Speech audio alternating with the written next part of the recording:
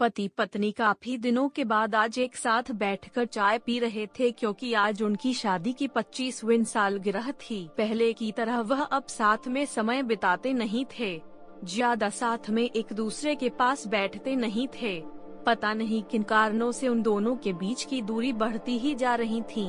चाय पीते पीते पत्नी ने चुप्पी तोड़ते हुए कहा, मुझे आपसे बहुत कुछ कहना है, आपको बहुत कुछ बताना है, लेकिन अब हमारे पास एक दूसरे के लिए समय ही नहीं है। मैंने इस बारे में बहुत सोचा है और मैंने इस सिचुएशन से निपटने का एक उपाय निकाला है। अगर आप राजी हो तो बताती हूँ। पति ने सिर हिलाकर हामी भरी।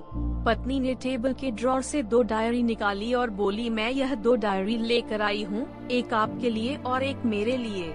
आज के बाद हम दोनों को एक दूसरे से जो भी शिकायत होगी वह हम अपनी अपनी डायरी में लिख कर रखेंगे। 1 साल बाद जब हमारी 26वीं एनिवर्सरी आएगी तब हम उसे खोलकर पढ़ेंगे। तब हमें एक दूसरों की उन चीजों या आदतों के बारे में पता चलेगा जो हमें नहीं पसंद है और हम उन्हें सुधार पाएंगे या कोई उपाय कर पाएंगे। पति को भी पत्नी का आइडिया पसंद आया और उसी दिन से डायरी में लिखना शुरू हो गया। देखते ही देखते 1 वर्ष बीत गया और 26वीं एनिवर्सरी का दिन आ गया।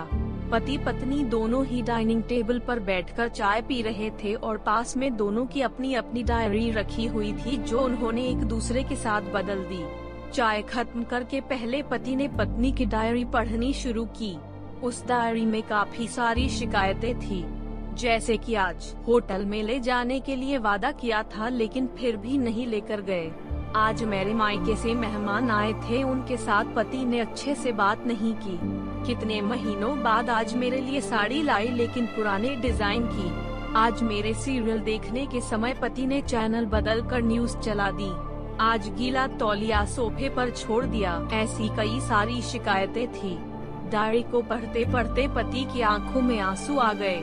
पति को काफी अफसोस हुआ। वो अपनी पत्नी से बोला, मुझे इन गलतियों के बारे में एहसास ही नहीं था, लेकिन अब मैं तुमसे वादा करता हूँ कि ऐसी गलतियाँ मैं अब फिर से नहीं दोहराऊंगा।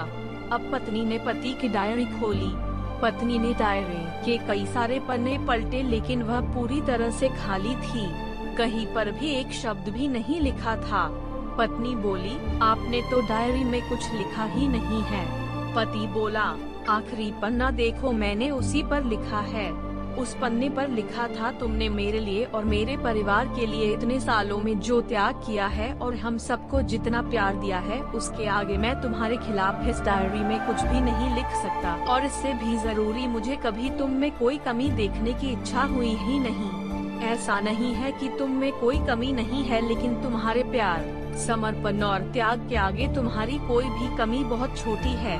मेरी अनगिनत गलतियों को नजरअंदाज करके तुमने इस कठिन जीवन में मेरे साये की तरह साथ दिया है और हमेशा मेरे साथ खड़ी रही। तुम ही बताओ, कोई भी अपने ही साये में दोष निकाले तो निकाले कैसे? अब पत्नी की आंखें नम थी।